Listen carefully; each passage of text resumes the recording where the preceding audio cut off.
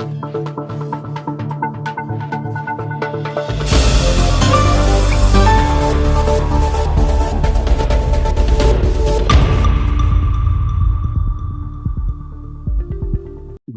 ritrovati dalla redazione.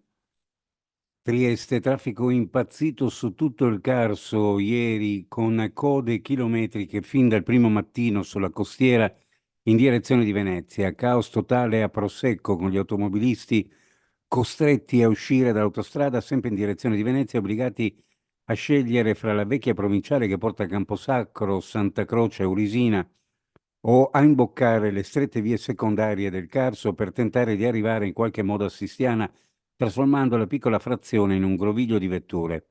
A Sistiana i vigili urbani impegnati a gestire una situazione molto complicata, con flussi di automobili provenienti contemporaneamente dalla costiera della provinciale e da Visogliano che convergevano sul centro della località balneare. La temuta giornata di passione per la viabilità dell'altopiano a causa della chiusura della A4 fra Prosecco e Sistiana per l'avvio del cantiere aperto da FVG Strade per procedere per la ristrutturazione del cavalcavia di Sistiana si è rivelata molto più complicata del previsto. Grave incidente in moto in Friuli, 2 motociclisti rimangono feriti in modo serio e uno di loro viene trasportato in elicottero a Trieste, l'altro è stato invece portato all'ospedale di Udine in ambulanza. È successo nella mattinata di ieri, poco dopo le 11:30, lungo la strada statale 356 nel territorio comunale di Attimis, in provincia di Udine. Un tuffo nel fiume si trasforma in una brutta avventura per un ragazzo 26enne di Muggia ed è successo ieri sul torrente Palar nel territorio della provincia di Udine. Il giovane è stato portato in ospedale dal soccorso alpino dopo essersi procurato in seguito al tuffo un trauma costale.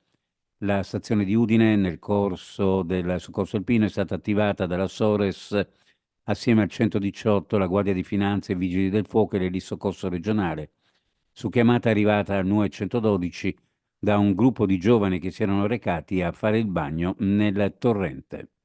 Sport calcio, la Triestina batte Gian Erminio con un gol di Bertainen a 10 minuti dalla fine e torna in corsa per il terzo posto. Al termine della vittoria sul campo della Giana Erminio sono intervenuti in sala stampa Roberto Bordin e Tu Bertainen e Giuseppe Agostino. Passo falso casalingo per Trieste del basket nell'ultima casalinga della fase d'orologio, sconfitta che a questo punto rimette in discussione il quinto posto della formazione di Christian, raggiunta a quota 34 da Rimini, incalzata a 2 soli punti da Cividale. Ultima giornata decisiva a Rieti per definire posizione finale avversaria biancorossa nel primo turno dei play-off. Uno sguardo alle previsioni meteorologiche: cielo poco nuvoloso su pianure e costa, variabili in montagna. Dal pomeriggio in montagna cielo nuvoloso con possibili piogge sparse e qualche temporale in pianura, variabile ma non si esclude la possibilità di qualche rovescio verso sera. Sulla costa cielo poco nuvoloso con vento da sud moderato. Temperature minime in pianura fra 12 e 15, le massime fra 22 e 25 gradi. Sulla costa minime fra 14 e 18, le massime fra 20 e 23 gradi centigradi. Previsioni a cura di ARPA e FVG Meteo.